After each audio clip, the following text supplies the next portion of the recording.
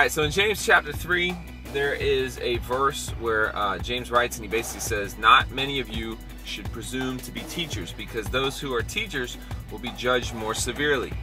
And he lays down a principle that is very applicable to us in music, because essentially what he's saying is that, look, if you're in front of people, if you are willing to stand up for God in front of people, you're going to be judged more severely. Judged more severely by God, but also, let's be real, you're going to be judged more severely by people. There is a responsibility that comes with being on that stage. There is a responsibility of being a role model and being someone that people look up to. I mean, if you even think about it literally, physically, you stand on a stage, most of the time people are literally looking up to you.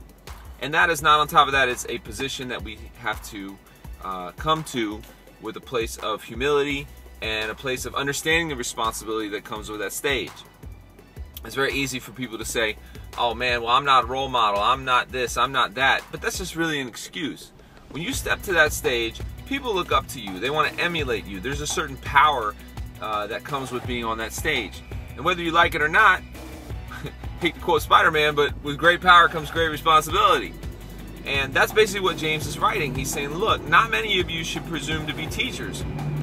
What he's basically saying is, look, if you're going to be on that stage, if you're going to be in front of people, understand that there is a certain amount of requirements that come with it.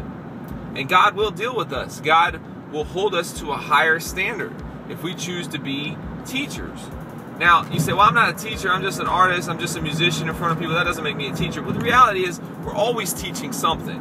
Our lives give off a teaching. The way we carry ourselves give off a teaching. When we step to that stage, whether you like it or not, you are preaching something.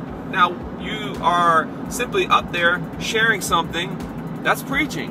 You could be doing something bad, you could be preaching something good, you could be preaching something in the middle. It doesn't really matter. The point is, everybody has a message, whether they like it or not. And with that message, with that stage, comes a responsibility. We need to embrace it and let God be first in it. Okay, so check this out. What's the number one fear that most people have? Getting in front of people. And it's incredibly intimidating. And most people, the biggest thing they're scared of is if they lock eyes with the crowd. It's very tough to overcome this, and most of that just comes through repetition and through practice of getting in front of the crowd. You lose some of your fear of the crowd. But in the meantime, what are some things that you can do to overcome your fear of being in front of the crowd and still engage the crowd and make it look like, you know, you're there to rock them? One thing that I've always tried to do, and I'm going to back up so you can kind of get the perspective of me on the stage and you in the crowd. As a general rule, the positioning of your eyes to the crowd is very important, because obviously we know eye contact makes people pay attention.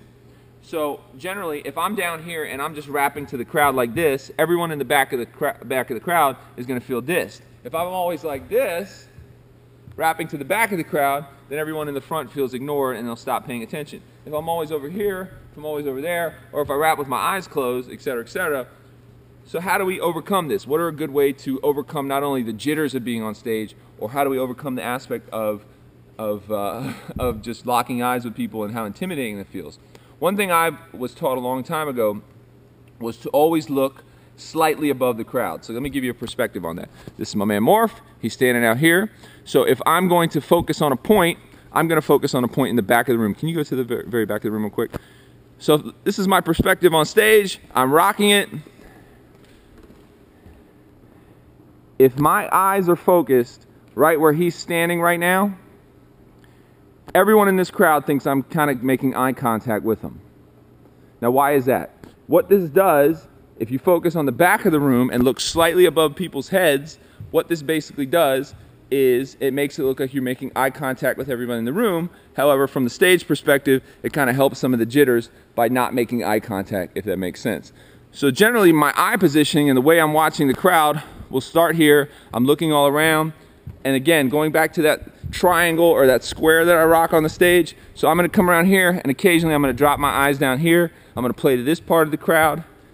I'm going to focus over on here to this part of the crowd. I'm going to come back and look at the back of the room to the crowd. I'm going to keep it kind of going on a, if you could position the room, it's almost like a big circle, etc., etc. I'm going to come back here, engage with the DJ, engage with people on the stage. The key is never focus your eyes just on one particular spot. Constantly be working the room, etc., etc. Everyone will feel engaged.